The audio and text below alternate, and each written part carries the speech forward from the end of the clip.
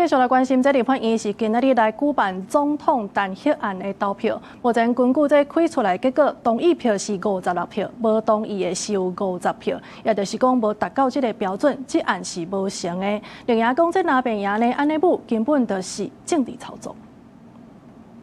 特別到苗栗縣出席白沙屯媽祖病醫動土典禮，總統賴清德表示，中央今年予苗栗縣的經費加28億，嘛希望縣長鄭東錦會當到3天，予總預算會當盡速通過。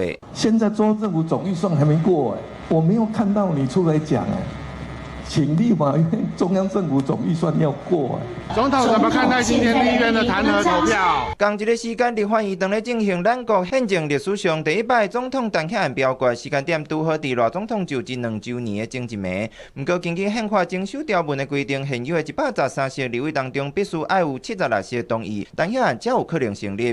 不過，目前在野立委加起來攏總62席，這個案是真歹下過。這是一個歷史的記錄。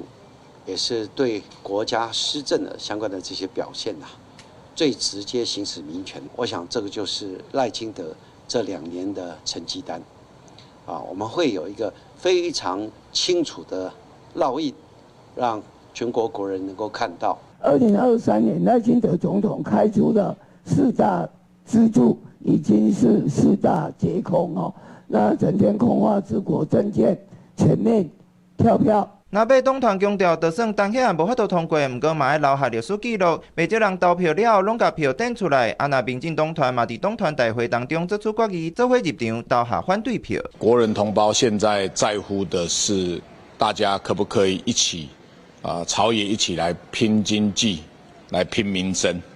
那社會大眾不希望看到的是，在野黨這個拼政治、搞鬥爭。